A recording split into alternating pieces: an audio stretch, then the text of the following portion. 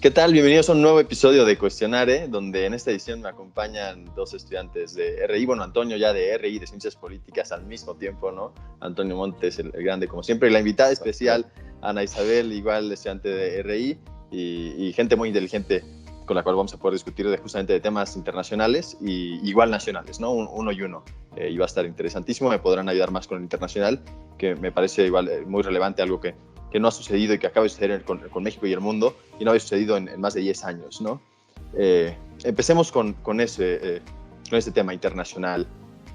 Recientemente, hace aproximadamente unos 10 días, anunció el canciller Marcelo Ebrard, presidenciable para las siguientes elecciones, una persona que ha estado muy movida, el miembro más activo del gabinete Andrés Manuel, que México vuelve a formar parte, después de 10 años, del Consejo de Seguridad de las Naciones Unidas, ¿no? Y el Consejo de Seguridad es uno de los órganos más importantes, probablemente conjunto con la Asamblea General sea de lo más importante que hay en las Naciones Unidas. Y bueno, es un organismo encargado de mediar cualquier situación que involucre, pues eso mismo, ¿no? Seguridad o inseguridad en el mundo, se encarga de mediar conflictos y de intentar encontrar soluciones que procuren la paz, soluciones pacíficas a conflictos intensos que involucren a esos actores principales. Hay miembros que son países que son miembros permanentes. Estos son Estados Unidos, Rusia. Perdón, Toño, tú me podrás decir más bien quiénes son los permanentes exactamente. Sé que por ahí está China, igual, etcétera, ¿no? Y en ese sentido, pues México ahora es invitado a ser uno de los miembros no permanentes, ¿no? Uno de estos miembros que van cambiando poco a poco. Y pues bueno, y es interesante porque México realmente suele abstenerse en la mayoría de sus decisiones dentro de las Naciones Unidas, pero parece ser que podría tener un rol distinto más importante en cuanto a su papel dentro del Consejo de Seguridad. Toño, ¿qué nos puedes decir? Claro, Julián, como bien lo estabas mencionando, México es uno de los 10 miembros no permanentes electos para el Consejo de Seguridad del año 2021-2022 y el rol que va a tener va a ser crucial porque está representando al bloque de países latinoamericanos y caribeños. Recordemos que estos 10 escaños no permanentes de los miembros del Consejo de Seguridad van rotando cada 2 años en un país diferente de cada región del mundo. Hay un representante de los países asiáticos, hay un representante de los países europeos, hay un representante de los países americanos y uno representante de los países africanos. Para ese periodo, 2021-2022, México tendrá un asiento en este Consejo de Seguridad y tendrá una labor específica y muy crucial en la manera en que va a manejar su política exterior y en los encuentros que tenga este Consejo, en cómo se va a posicionar. Recordemos que México, en su artículo 89, fracción 10, tiene los principios rectores de la política exterior, los cuales son la no intervención y la autodeterminación de los pueblos, la proscripción de la amenaza, la resolución pacífica de las controversias, la promoción y respeto a los derechos humanos, así como la cooperación internacional para el desarrollo. Existe un cierto estigma, una cierta preocupación de que México vaya a estar en el Consejo de Seguridad únicamente para abstenerse, porque históricamente tenemos esta concepción de que México no se mete en los problemas de nadie y cuando son decisiones importantes o decisiones que conciernen temas de seguridad, temas de despliegue de fuerzas armadas a otro país, México tiende a abstenerse. Entonces lo ven como que no nos posicionamos fuerte o frentemente ante la comunidad internacional, lo cual no siempre llega a ser cierto. Recordemos que México también ha sido miembro del Consejo de Seguridad en 5 ocasiones. Ya Ana Isabel nos dirá qué características han tenido y cuándo fueron estas 5 ocasiones y por qué es tan importante que México esté. Pero México ha sido un miembro latente y un miembro activo también dentro de la comunidad internacional, Julián. Pues bueno, Ana Isabel, platícanos entonces de estas cuestiones históricas. Bueno, pues en periodos anteriores México había sido parte del Consejo de Seguridad en 1946, también en el periodo de 1980 a 1981, del 2002 al 2003, del 2009 al 2010 y esta vez está haciendo su quinto periodo, que va a ser del 2020 al 2021. Aparte de que México haya sido elegido, también fueron elegidos otros 4 países que fueron India, Noruega, Irlanda y Kenia. México fue el país con más votos y pues fue el primero en ser elegido y también esto habla mucho de la importancia que México está teniendo reconocimiento a nivel internacional, ¿no? A pesar de que México se ha abstenido un poco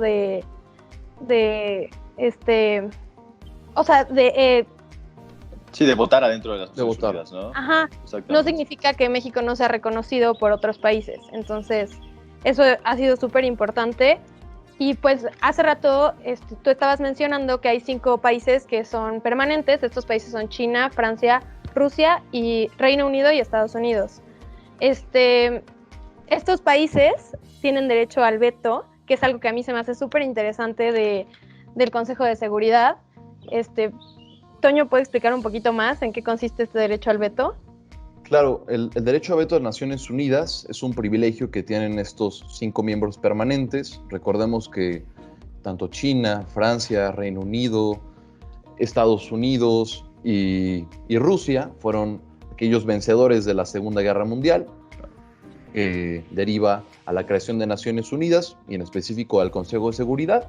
Entonces, para mantener el orden mundial y promover la paz, ellos tienen esta habilidad de cualquier resolución emitida por el Consejo de Seguridad, si alguno de estos 5 miembros no esté de acuerdo, tiene el derecho a vetarla, lo cual significa que no va a pasar si es que su voto es de manera negativa. Esto ha sido parte de muchísimas críticas, tanto de los mismos países miembros del Consejo de Seguridad como de la comunidad internacional en general.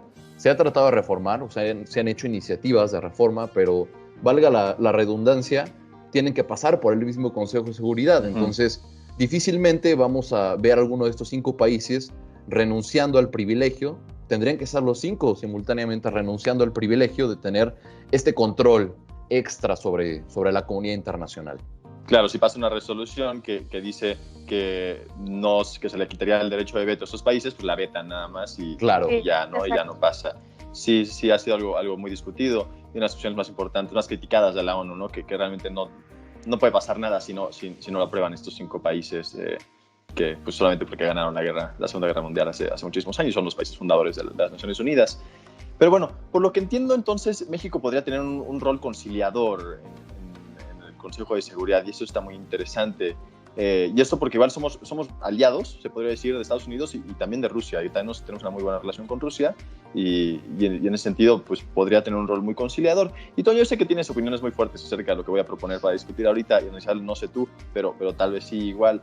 Una frase recurrente de Andrés Manuel ha sido que la mejor política exterior es la interior, ¿no? Y el canciller Marcelo Ebrard ha explicado esto en algunas ocasiones y se refiere a que la mejor política, para poder hacer política exterior efectiva y que funcione, tiene que funcionar México desde adentro para que los otros países reconozcan que a México le está yendo bien y entonces México realmente tenga peso y su opinión tenga peso en el exterior, ¿no? Y parece ser que por lo menos ahorita en resultados prácticos están habiendo, ¿no? Porque México ya es miembro del Consejo de Seguridad, aunque sea no permanente, pero bueno, yo sé que estás muy en desacuerdo con esto, Antonio. Adelante. Julián, pienso que es una completa aberración a las relaciones internacionales la frase que usa el presidente. Andrés Manuel López Obrador no entiende la importancia de México en el mundo, no entiende el liderazgo regional que tiene en Latinoamérica, no entiende la presencia que tiene en diferentes partes del mundo, y esto nos lo demostró desde principios de su gobierno. El simple hecho de eliminar ProMéxico y darle la responsabilidad de la promoción turística a los cuerpos diplomáticos, pues les estás dando una carga que realmente no les corresponde. El hecho de que él asimile que México tiene que solamente trabajar para él mismo es una medida, podremos decir, casi de la ideología Juche que usaba Kim Jong-il en Corea del Norte. Es una idea de que mientras yo esté bien adentro, no me importa lo que pase afuera. Y esto realmente es un problema, Julián. ¿Por qué? Porque estamos perdiendo presencia en los foros de discusión internacionales, aparte del Consejo de Seguridad. Si bien fue un completo logro que México haya obtenido una votación tan alta, con 187 votos y 5 abstenciones únicamente para su nombramiento dentro del Consejo de Seguridad, recordemos que fue la más alta de los miembros que se eligieron para estos periodos, no hemos tenido presencia en los otros foros que sí nos requieren. Recordemos lo que pasó en el G20.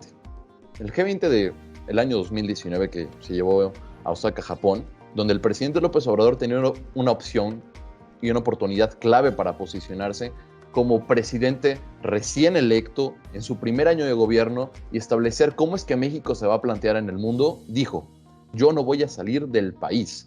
O sea, tenemos un presidente que realmente pero no le te tengo una interesa. pregunta, te voy a interrumpir y a lo mejor Anisal igual puede saltar ahí y meterse. Pero el presidente no habla inglés. El presidente es un mal orador.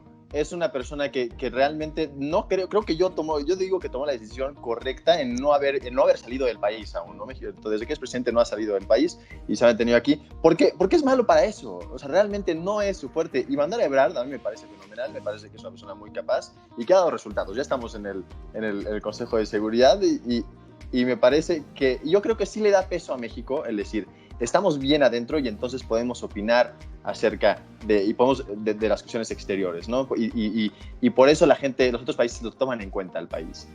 Aunque es muy debatible si estamos bien o no estamos bien, pero el principio no me parece equivocado. O sea, el principio de decir, tenemos que estar bien adentro para poder realmente tener que nuestra opinión tenga un peso afuera, me parece correcto.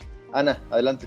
Es que yo pienso que dividirlo así como política interior y política exterior, a pesar de que sí son muy diferentes, no es realista en el mundo en el que estamos viviendo el día de hoy, porque vivimos en un mundo globalizado en el que, como lo estamos viendo con el coronavirus, todo lo que pasa en el exterior nos afecta. Entonces no podemos decir que primero tenemos que, estar bien internamente para poder ser reconocidos externamente, cuando realmente es algo que pasa al mismo tiempo y yo no estoy de acuerdo con que el presidente haya decidido no salir del país, porque está bien que tenga limitaciones, que no sepa hablar inglés, pero para eso están los traductores. El hecho de que él vaya habla de una importancia que él está dando a estos eventos. Entonces, si él manda a otra persona, les está diciendo a los demás países, a mí no me importa estar aquí. Entonces, también tiene un peso. O sea, yo creo que Ebrard puede haber sido un buen representante, pero de cualquier manera sí da un mensaje que puede llegar a ser negativo. Claro, sí. Yo lo contraargumentaría diciendo que si hubiera ido y el presidente lo hubiera regado, porque probablemente lo hubiera regado porque es malo para este tipo de cosas, también lo estarían criticando, ¿no? Entonces me parece que realmente tomó la decisión correcta el aguantarse. Tal vez en el discurso hubiera estado bien el haber dado más, haberle dado más importancia, puedo conceder eso. Creo que suele relegar la política exterior a un segundo plano. Pero también a veces lo dudo que la relega a un segundo plano. O sea, realmente el personaje más importante del gabinete de Andrés Manuel es el secretario de Relaciones Exteriores, ¿no? Es esencialmente el vicepresidente, el señor. Entonces, realmente tampoco a veces dudo que lo relegue a un segundo plano la política exterior. Toño, no sé si quieras cerrar con algo último. Cerrando nada más que la barrera del idioma no es un limitante, porque el español es uno de los idiomas oficiales de Naciones Unidas. Entonces, en cualquier foro que tenga presencia o que tenga vinculación con Naciones Unidas, el presidente se puede expresar libremente en español. Yo espero realmente que ahora que México es miembro del Consejo de Seguridad, Andrés Manuel López Obrador vaya al Consejo de Seguridad, vaya a Nueva York, vaya a la Asamblea General y hable como lo hizo Felipe Calderón en el año 2009. Recordemos que ha sido de los pocos presidentes, no recuerdo exactamente si José López Portillo, Vicente Fox no fue, y Felipe Calderón ha sido el único presidente en la época, en este siglo, que se ha plantado el Consejo de Seguridad y ha hablado contundentemente de temas que conciernen, como ya dijo Ana Isabel, a esta concepción de la gobernanza global. Entonces, esperemos que el presidente López Obrador vaya a Nueva York, vaya al Consejo de Seguridad y hable en nombre del pueblo de México. Sí, no ha sido el único presidente que ha hablado en las Naciones Unidas. Tinta Peña igual habló en las Naciones Unidas. Sí, en la Asamblea Pero General. en el Consejo de Seguridad sí es probablemente. Y igual nada más menciono, Calderón, una persona que nada tenía que hacer en el Consejo de Seguridad, una persona que destruyó la seguridad interna del país. Pero bueno, ya igual... Eso debatiremos después, Julián. Sí, pasemos al siguiente tema nacional, ¿no? Ahora sí, algo más cercano a casa. Ya estamos a un año, a ligeramente menos de un año, ¿no? De las elecciones de 2021, ¿no? Donde se van a renovar los 500 diputados, y los pluris y los de representación directa, y aparte 15 gubernaturas se juegan. Hay 15 gobiernos estatales que están en juego, y parece ser, las encuestas indican, claro, no siempre hay que creerle todo lo que dicen las encuestas, que Morena se va a llevar el pastel casi completo de nuevo, ¿no? Algo que igual resulta interesante, la aprobación del presidente ha caído. Eso es un hecho, sí se ha disminuido. Cuando llegó tenía un casi 80%, ahora está en los 50 y se ha mantenido ahí en los 50, pero pues es una caída de 20 o 30 puntos, ¿no? Y pues bueno, pero parece ser que de todas formas, a pesar de que hay cierta inconformidad social y que la gente que está en contra de la administración cada vez es más vocal, parece ser que puede ser que pierdan, y que pierdan contundentemente. ¿Qué va a pasar? ¿Quién quiere? Vas, Toño. Bueno, yo creo que estamos viendo algo muy típico de Andrés Manuel López Obrador cuando se siente amenazado, que es empezar a buscar chivos expiatorios y empezar a buscar culpables de la tragedia nacional. Y yo creo que el BOA es un reflejo fiel. Cuéntanos qué es el BOA, Toño, otra vez. Sí, bueno, para recordar el BOA es el Bloque Amplio Opositor, un documento que le llegó hace 2 semanas al presidente López Obrador y que lo presentó a través de su vocero, Jesús Ramírez Cuevas, en la mañanera, donde expresó una serie de compilaciones de actores de la política mexicana, periodistas, líderes de opinión, que presuntamente estaban formando un complot, a palabras del presidente, una estrategia para sacarlo del Palacio Nacional en el año 2022 y en el año 2021 quitarle la mayoría en la Cámara de Diputados. Entonces, yo creo que esta es una reacción natural que tiene el presidente López Obrador. Como ve que, y bien dijiste, tuvo una caída de casi 30 puntos a año y medio de gobierno, una caída extremadamente grande. Ni Peña Nieto ni Felipe Calderón tuvieron caídas tan grandes de puntos porcentuales de su aprobación. Ni Peña Nieto ni Felipe Calderón tuvieron 80% de aprobación. Sí, claro, o sea, tenían más para caerse. Tenían también más para es caerse. común que los presidentes después, o sea, a lo largo de su presidencia caiga su reputación, o sea, no es un fenómeno nuevo.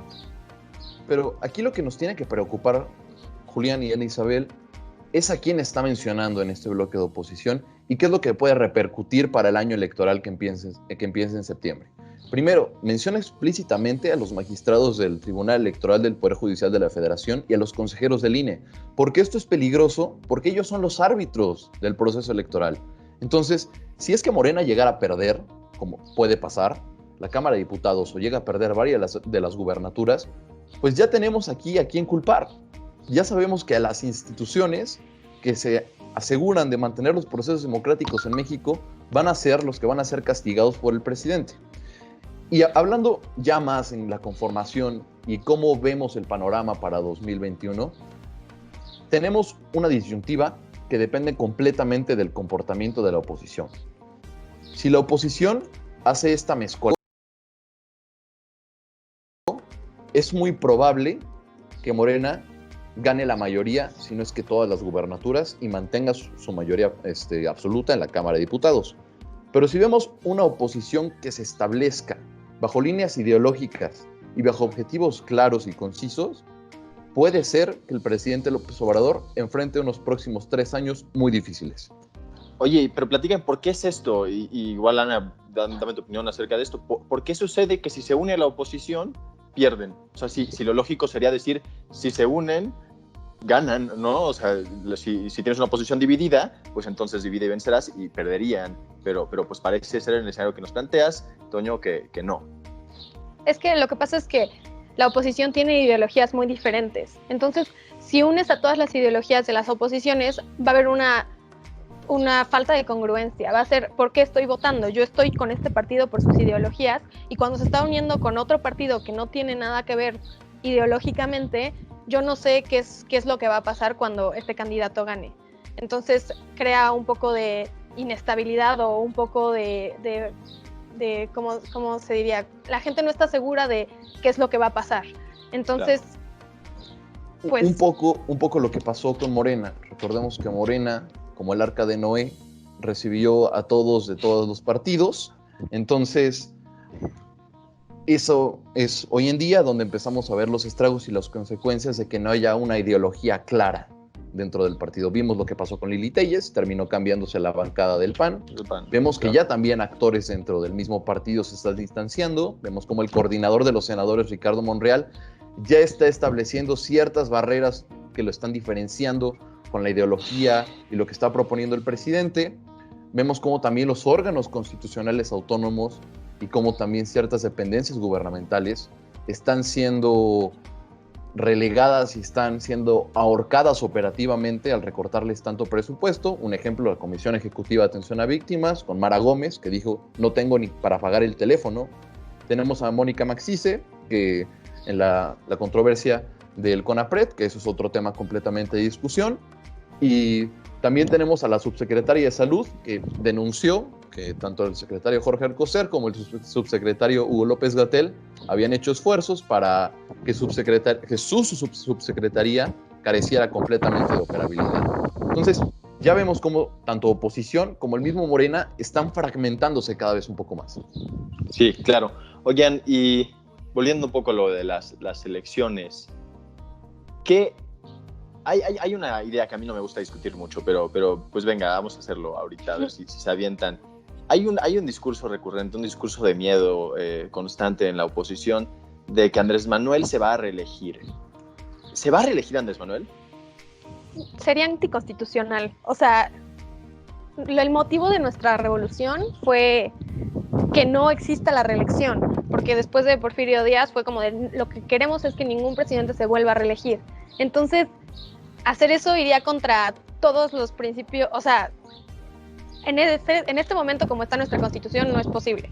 Claro, pero algo que no es inconstitucional es cambiar la Constitución. Es constitucional cambiar la Constitución y sí podría cambiar la Constitución para elegirse. A mí me parece una ridiculez decir que se va a reelegir y de hecho hasta me siento culpable por presentar el tema de debate.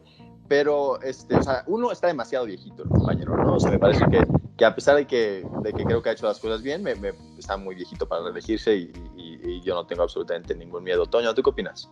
Yo no creo que se vaya a reelegir, si bien era una preocupación que teníamos los que diferimos y los que discrepamos ideológicamente con su partido y con su persona.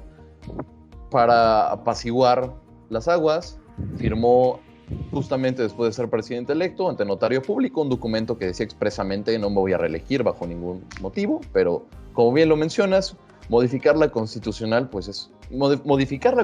es algo completamente legal y actualmente tiene una mayoría abrumadora en ambas cámaras, entonces no creo que lo vaya a hacer, pero tendría los elementos con que hacerlo. Lo que sí tenemos que analizar pues es lo que pasa en 2022, Julián, que ya nos comentarás tu opinión acerca de este mecanismo implementado que se llama revocación de mandato. Claro. Nosotros vamos a decidir si mantenemos al presidente los 2 años restantes del sexenio o si presenta su renuncia, y en este caso pues entraría interinamente Olga Sánchez Cordero, en lo que... No, sí, creo que la Constitución establece que como faltan 2 años, Olga Sánchez Cordero se quedaría como presidenta. Sí, preciso. Olga Sánchez Cordero es la secretaria de Gobernación. Sí. Y hablando de esta revocación de mandato, había una preocupación igual por la oposición de que Andrés Manuel fuera a hacer la revocación en 2021 y que eso podría significar que volviera a estar su nombre en la boleta electoral. Y que el nombre de Andrés Manuel esté en la boleta electoral trae un peso, ¿no? Andrés Manuel es una persona que lleva haciendo campaña, que hizo campaña durante 18 años, que el pueblo de México lo conoce, que es probablemente es la persona el mexicano más conocido en el mundo y dentro de México todo el mundo sabe quién es Andrés Manuel, ¿no? Y todo el mundo lo supo durante 18 años. Pero ahora parece ser que no va a estar en 2022. Y eso también puede ser que afecte a las elecciones, ¿no? Que el nombre de Andrés Manuel no esté en la boleta electoral puede ser que afecte negativamente a Morena. ¿Qué opinan acerca de eso? Pues yo creo que como Toño había mencionado anteriormente, es ver si Morena como tal es quien está recibiendo los votos o es la persona de Andrés Manuel López Obrador. Es ver quién es quien trae el peso. O sea, Andrés Manuel López Obrador lleva teniendo mucho peso desde antes de Morena. Él, o sea, ya había sido candidato para la presidencia en 2 elecciones anteriores y eso le da un peso que Morena no tiene esa historia. Morena no tiene todo el reconocimiento que tiene Andrés Manuel López Obrador. Entonces, yo creo que sí puede afectar. Claro. Sí, Toño. Yo creo que vamos a ver casos diferentes como los que pasaron en Morelos. Bien, recordamos actualmente en Morelos el gobernador es Cuauhtémoc Blanco por el partido Encuentro Social. La mayoría de los votos los tuvo Morena en la elección. Más bien, Morena no es el partido del gobernador de Morelos. Entonces, vemos aquí como un claro ejemplo del efecto AMLO, de que no me fijo mucho en quién sea el candidato a diputado federal, a quién sea el candidato a diputado local o gobernador. Me estoy fijando más en el partido y en la cara del partido, que era Andrés Manuel López Obrador. Actualmente, en el periodo electoral de 2021, sería ilegal que el presidente presentara su imagen para hacer promoción al partido. Sería una violación explícita a lo establecido en el artículo 134 de la Constitución. Pero la carga que ya tiene Morena ya hace una relación directa con el presidente López Obrador. Entonces, esto también le puede jugar a su favor o en contra en las elecciones de 2021. Claro. Oigan, y nada más para aclarar, esto de con Cuauhtémoc Blanco sucedió porque el Partido Encuentro Social y Morena iban en coalición, ¿no? Sí, Y por eso entonces la gente vota por Morena, pero gana el candidato del Partido Encuentro Social en conjunto con Morena. Brevemente, me parece una última idea para discutir antes de acabar el programa. Hay un riesgo. México, o sea, ya podemos decir que vivimos una democracia, tenemos procesos democráticos, las últimas elecciones han sido limpias dentro de todo lo que cabe. Me parece que ya somos una democracia cada vez más establecida, ¿no? Algo que no podíamos haber dicho hace 20 años. Ahora, en estos procesos democráticos hay una posibilidad donde esencialmente nos volvamos una democracia donde solamente hay un partido y donde la mayoría de las gubernaturas las tenga Morena, esté en la presidencia, esté en la Cámara de Diputados, esté en la Cámara de Senadores y Morena sea el partido que encabece a todo el país. Y esto puede traer riesgos igual por sí solo, ¿no? Y aunque sea que la gente lo haya elegido así y sea constitucional y que la gente haya puesto a toda la gente de Morena, el pueblo haya puesto a toda la gente de Morena en esos puestos, eso igual implica ciertos riesgos y implica cierta concentración del poder en un partido, aunque sea por elección democrática. ¿Cuáles son sus pensamientos acerca de esto? Es que yo creo que si las personas entendieran cómo funciona la teoría de pesos y contrapesos del poder, no estaríamos en esta situación, porque lo que pasa es que le estamos dando a un solo partido todo el poder, como bien dijiste, y entonces toda la representación que existe de los otros partidos se desvanece. Sí, entonces claro que representa no una amenaza, pero sí atenta contra una idea básica de cómo debería funcionar la política, de cómo está creado nuestro sistema. Toño, adelante. Si bien tenemos mecanismos que establecen que un partido no puede tener más de ciertos legisladores, no establece nada que no pueda tener congresos locales y gubernaturas. Entonces, estaríamos retrocediendo en el tiempo a los años de 1970, donde teníamos la misma situación, solamente con el Partido Revolucionario Institucional. Entonces, todo el proceso que logramos hacer de la transición democrática, el tener un pluralismo, el tener una verdadera representatividad de los diferentes intereses de la sociedad mexicana, podría perderse como Morena se hace. Es algo como lo que acaba de pasar recientemente en Puebla con la ley de la educación, que todos, los únicos que votaron en contra de esta ley fueron los de partido de oposición. Entonces ya muchísimas, ni siquiera están votando por lo que realmente creen, ya no hay representación de otros partidos, ya no hay mayoría dentro de las decisiones que se están tomando, tanto a nivel estatal como a nivel nacional. Sí, me parece, yo estoy en desacuerdo con ustedes dos, ¿no? Voy a decirlo así brevemente. Y estoy en desacuerdo en principal con la analogía que haces con el PRI. Entiendo el principio de cómo en los 70s podemos decir que el PRI controlaba absolutamente todo, pero el PRI no fue puesto ahí por decisión democrática, no había eso. Aquí es la gente que está eligiendo votar por un partido y estos intereses que dejan de ser representados del resto de la sociedad, pues así funcionan también las democracias. Si la mayoría está en desacuerdo con ciertos intereses, no son representados. Y es uno de los riesgos que implica la democracia, pero es el mejor sistema que hemos encontrado. Y entonces me parece que tiene valor eso y no me parece tan terrible. Creo que hay riesgos, pero son riesgos que asumimos al elegir tener un país democrático. Y no me parece equivocado.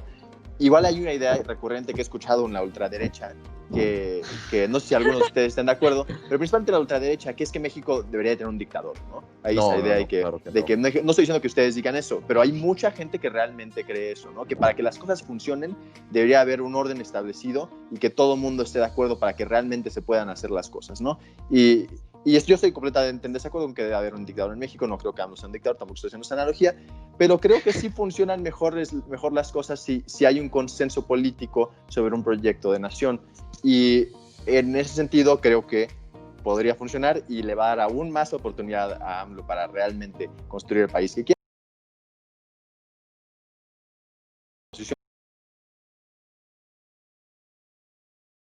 Yo diría que está fallando en algunas cosas, en algunas otras no tanto. Bueno, ya llevamos media hora del programa, ya es hora de acabarlo. Y pues bueno, nada, muchísimas gracias, Ana, por haber venido y gracias por habernos echado la mano en este programa. Gracias. Y Toño, nos vemos a la siguiente. Gracias, Julián. Nos vemos, como siempre. Venga, hasta luego. Cuídense. No se pierdan todas las semanas a Cuestionare por TV Lab.